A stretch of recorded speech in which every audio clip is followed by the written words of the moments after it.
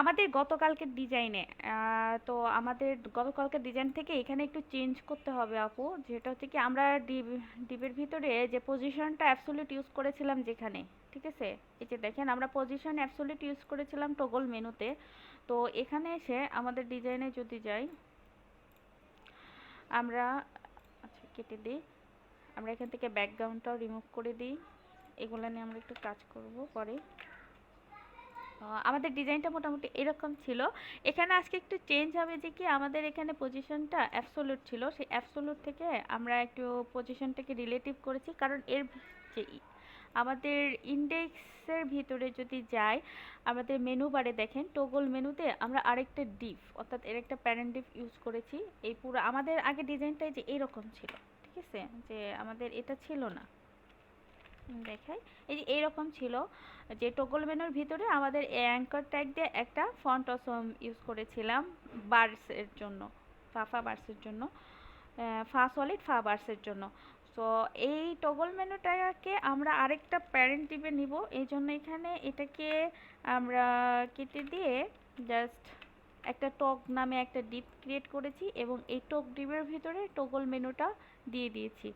তো এখন এই টোক এবং টগল মেনু আমাদের তো স্টাইল শিটে আগে থেকে ব্লক করা ছিল, নর্মাল স্টাইল শিটে, যেটা হচ্ছে আমাদের এখানে আমরা যদি 1200 পিক্সেলে দেখতে চাই দেখেন আমাদের নর্মাল মেনু বারটা আসবে, ঠিক আছে। এখন আমরা যেহেতু রেসপন্সিভ করছি আমরা 600 ধরে রেসপন্সিভ করছি, তো 600 ধরে যখন রেসপন্সিভ করছি সেক্ষেত্রে আমাদের কি আমাদের মেনু বারে যতগুলো আইটেম লিস্ট আছে আমাদের ওই রো বরাবর আর আমরা চাচ্ছি না, আমরা একটা সুন্দর 3 ডট বার চাইতেছি, ঠিক আছে। এই 3 ডট বার্সটাকে আমরা নিয়ে আসছি আমাদের যখন রেসপন্সিভে 600 ওয়াইডে এই বার্সটা আমরা শো করাইলাম, সেক্ষেত্রে দেখেন আমাদের মেনু আইটেমগুলো আর নাই। আমাদের গতকালকে ডিজাইন এ পর্যন্তই ছিল যে আমরা 3 ডট বারটা নিয়ে এসেছি এবং আমাদের মেইন যে মেনু বারগুলো ছিল আমাদের HTML ফাইলেও যদি দেখি অ্যাবাউট হোম সার্ভিস কন্ট্যাক্ট, এখন আর আমাদের এই 600 ওয়াইড ডিসপ্লেতে আর এটা দেখা যাচ্ছে না। তো এখন আমাদের কাজ হবে কি, যে আমরা তো এখানে টগল মেনু শো করেছি, বাট এই টগল মেনুর ওপরে আমরা একটি ক্লিক করব, দেন আমাদের ওই যে মেনু আইটেমগুলো আছে, ঠিক আছে, 4টা আইটেম আছে, আপনারা 4টা দেন 5টা দেন, এই আইটেমগুলো এখানে শো করবে। আর এই ডিজাইনটা আপনাদের রেসপন্সিভ করার ক্ষেত্রে এই টগল মেনুটা আপনারা কয়েকভাবে করতে পারেন, ইনপুট বাটন ইউজ করে করতে পারবেন, সেক্ষেত্রে আবার ধরেন ডিভ ইউজ করে লেবেল ইউজ করে করতে পারবেন। আরও যদি চান যে আপনারা এই 3 বার যে 3টা লাইন আছে অর্থাৎ 3টা বার্স আছে এই বার্সগুলোকে আলাদা আলাদা ডিজাইন করতে চান, সেক্ষেত্রে আপনারা এখানে ফন্ট অসম যে ফন্ট অসম বার্সটা বার মানে ফন্ট অসম থেকে যে আমরা যে বার্সটা ইউজ করেছি এই বার্সটা ইউজ না করেও স্প্যান ডিপ এই ধরনের কিছু জিনিস ট্যাগ ইউজ করে আপনারা এটা নির্দিষ্ট একটা height weight and background colour দেবে 3টা বার ডিজাইন করতে পারবেন। তো চেষ্টা করবেন কয়েকভাবে করার, দেন দেখবেন যে প্রবলেমটা কোথায় হচ্ছে তখন আপনারা বুঝতে পারবেন। আর যেটা ইউজ কেসটা ইজি সেটাই তো সবাই সাধারণত বেশি ব্যবহার করে, আমরা যেটা শিখতেছি এটা কিন্তু একটু হলেও হার্ড। তো আমাদের আজকে করতে হবে কি, আমরা এখানে সাধারণত রেসপন্সিভ মেনু বার যখন আপনারা ডিজাইন করবেন ইন ফিউচারে আরও ভালোভাবে যখন জাভাস্ক্রিপ্টে যাবেন তখন কিন্তু এটা নর্মালি জাভাস্ক্রিপ্ট দিয়েই করতে হবে বা অনেক ইজি হবে সেক্ষেত্রে। তারপরও আপনাকে এই যে স্টাইল শিটের জন্য যে আপনাদের যে সিনট্যাক্স অর্থাৎ স্টাইল শিটে যা যা লিখতে বলা হয়েছে বা এখানে ইনলাইন ব্লক কখন যে এটাকে নান করতে হবে, এখন অ্যাবসোলুট ইউজ করতে হবে কোথায় কোথায় রিলেটিভ পজিশন ইউজ করতে হবে, তার টপ মার্জিন, এই সব কিছু কিন্তু জাভাস্ক্রিপ্টে যেও ইউজ করতে হবে। আর এখানে আমরা জাভাস্ক্রিপ্ট ইউজ করছি না, এখানে আমরা শুধু সিএসএস দ্বারা অর্থাৎ এইচটিএমএল অ্যান্ড সিএসএস দ্বারা আমাদের টগ মেনুটাকে ডিসপ্লে ব্লক আকারে দেখব, অর্থাৎ হোভার করব, হোভার করে এখানে একটা ক্লিক করব, দেন আমাদের এটা শো করবে। তো এটা কিন্তু ক্লিক ইভেন্ট না, মানে জাভাস্ক্রিপ্টে যেটা বলা হয় ক্লিক ইভেন্ট, তো ওই ক্লিক ইভেন্ট না, আমরা নর্মাল সিএসএস দিয়ে এই ডিজাইনটা করব। আমাদের গতকালকে ডিজাইনে আমরা দেখেছিলাম যে কি আমাদের স্টাইল শিটে এই পর্যন্ত আমাদের ডিজাইনটা হয়েছিল, আমরা একটু বড় করে, আচ্ছা দেখেন আমাদের এই পর্যন্ত হয়েছিল, জাস্ট আমরা টগল মেনুর ডিজাইনটা একটু চেঞ্জ করেছি যে কি পজিশন অ্যাবসোলিউট দিয়েছিলাম, ঠিক আছে। তো ওখানে আমরা পজিশন অ্যাবসোলিউট না দিয়ে পজিশন রিলেটিভ ইউজ করেছি এবং টপ মার্জিন 0 রাইট 0 লেফট 0 সব কিছু এটা 0 0 করা আছে টগল মেনুটা। এখন টগল মেনুকে যেহেতু একটা প্যারেন্ট ডিভে নিয়েছি ডট টগে নিয়েছি, সেটাকে আমরা পজিশন রিলেটিভ দিলাম এবং লেফট থেকে 65% একটা মার্জিন দিয়ে দিলাম। আর এখানে একটা ব্যাকগ্রাউন্ড কালার ইউজ করেছিলাম আমরা হোয়াইটটা দেখার জন্য, যে এখানে একটা নির্দিষ্ট হোয়াইট দিয়েছি তার জন্য একটা নির্দিষ্ট এরিয়া দেওয়া হয়েছে। এখন লেফট থেকে 60% দেওয়া আছে। তো আমার মনে হয় কি এটাকে আরেকটু এইদিকে মানে আমাদের রাইট সাইডে আরেকটু সরাইলে ভালো হবে। সরানোর জন্য আমরা এখানে যদি 70% দিই, দেখি কেমন হয়। এই দেখেন এদিকে সরতেছে। বাট আমরা যদি এই লোগোর কথাটাও চিন্তা করি যে এই পাশে যতটুকু জায়গা আছে আমি এই পাশে ততটুকু জায়গাটাই ছাড়বো, সেক্ষেত্রে কি হয় দেখেন, আমরা এখানে এই হোয়াইটের ব্যাকগ্রাউন্ড কালারটা অ্যাক্টিভ করে কাজটা করব, তাহলে আমাদের বুঝতে সুবিধা হবে। হোয়াইটটা অনেক বেশি হয়ে গেছে না, তাহলে হোয়াইটটা একটু ছোট করে দিই যে এখানে, যাতে আমার ওটা বাহিরে না যায় ডিজাইনটা। আমরা এখানে 50% দিয়ে 50 পিক্সেল দিই।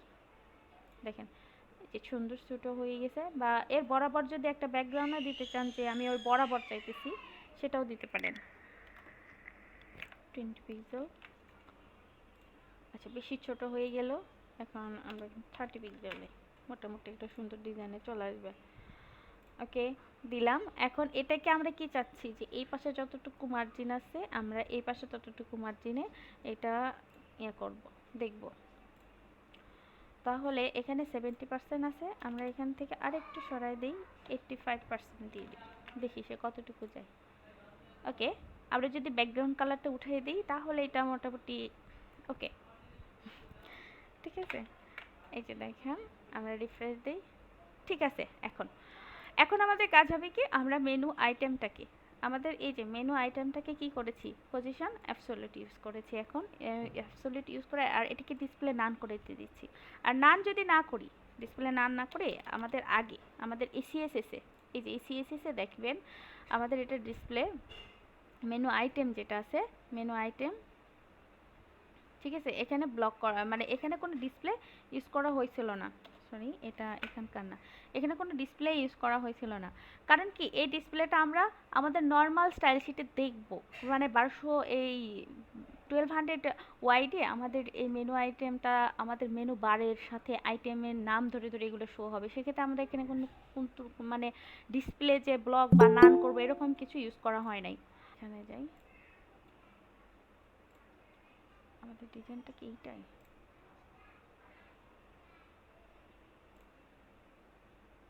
ডিসপ্লে এখানে ব্লগ, আচ্ছা দেখেন ডিসপ্লে আমি উঠে দিয়েছি, এটা কিন্তু চলে আসছে, এটা ক্লিকের জন্য না। আমি যেটা দেখাইতেছিলাম যে আমাদের স্টাইল শিটের ডিসপ্লেটা এখানে নান করে দিলে এটা থাকবে না, মানে আমরা তো এটা রাখবো না নর্মালভাবে, এটা ক্লিক করলে না আসবে। আমি যদি এই যে দেখেন রিফ্রেশ দিতেছি, তার মানে এটা নর্মালভাবে আছেই।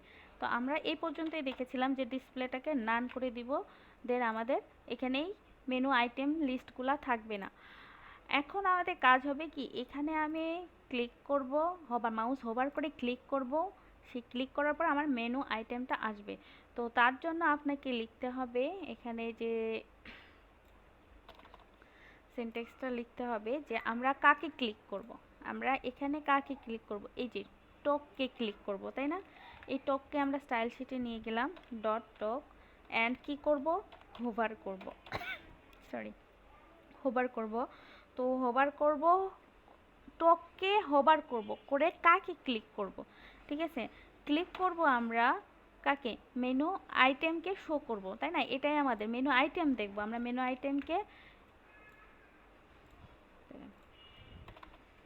আইটেমকে আমরা কিন্তু ডিসপ্লে নান করে দিয়েছি। এখন আমাদের এটা হচ্ছে, আমরা যদি এইচটিএমএল এ যাই, আমাদের এই টোকে ক্লিক হোভার করে ক্লিক করার পর আমার এই মেনু আইটেমগুলো শো হবে। তো শো হওয়ার জন্য আমরা তো আমাদের স্টাইল শিটের সিনট্যাক্সটা লিখে নিলাম যে কিভাবে লিখব।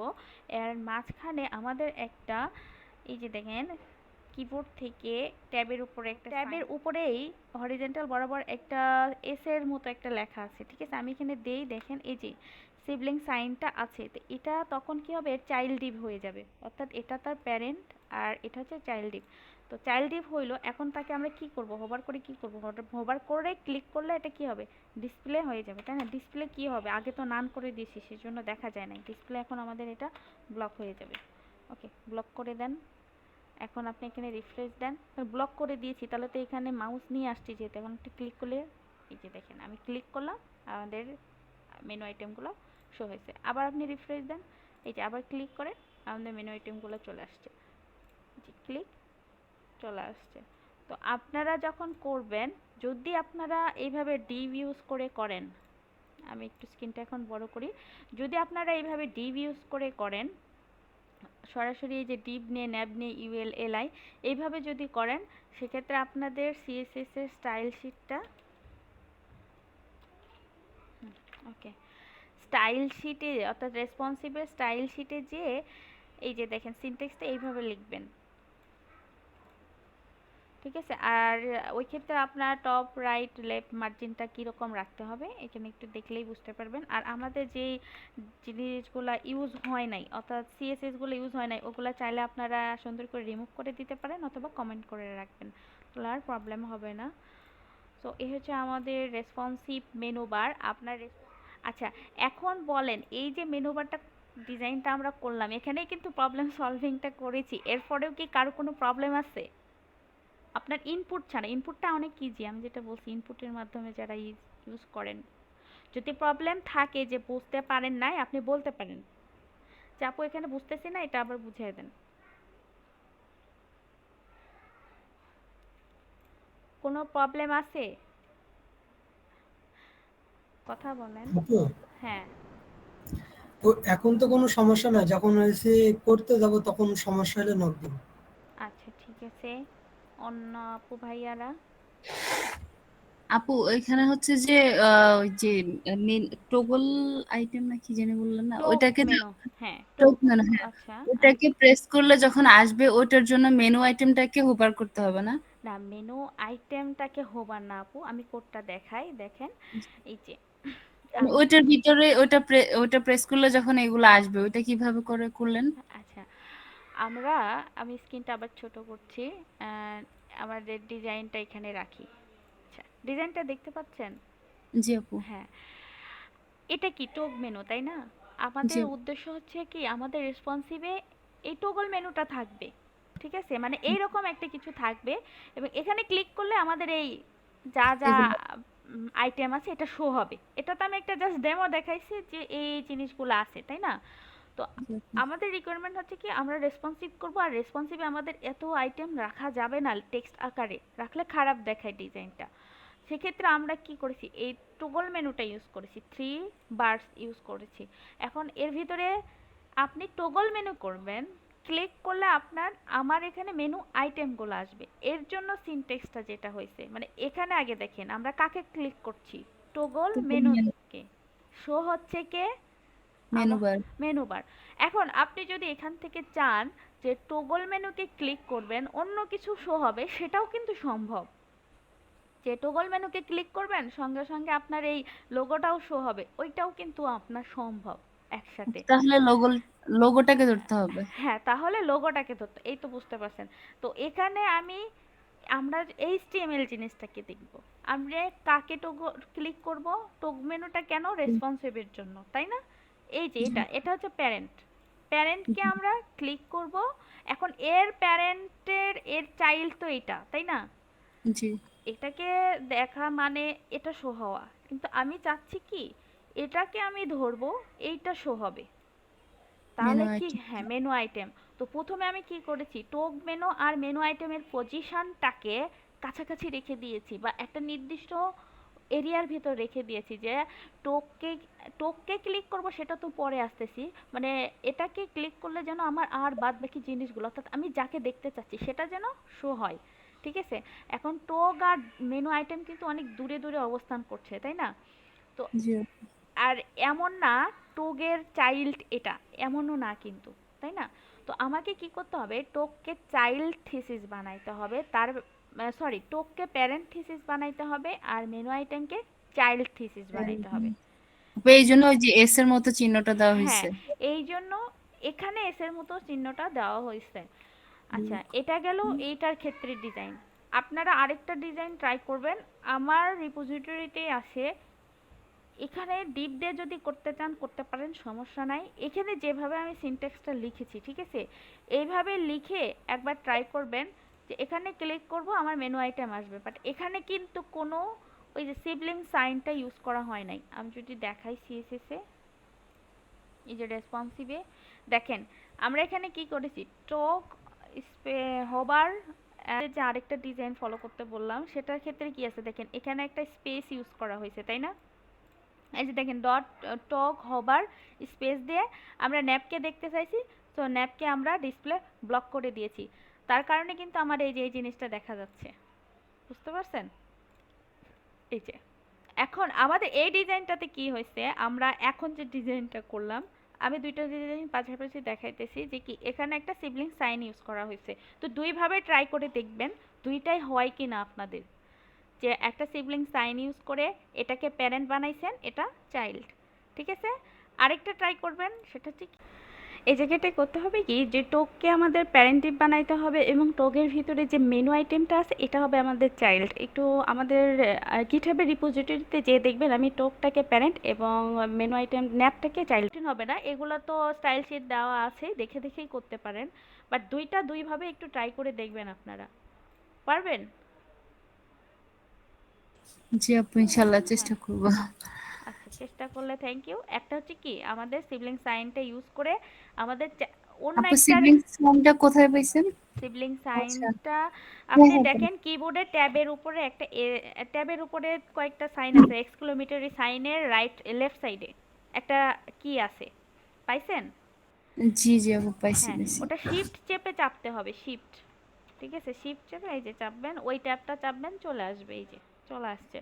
অ্যান্ড সেভ দিলাম, আমাদের ডিজাইনটা রেসপন্সিভ হয়ে গেছে, মানে আমাদের মেনু বারটা রেসপন্সিভ হয়েছে।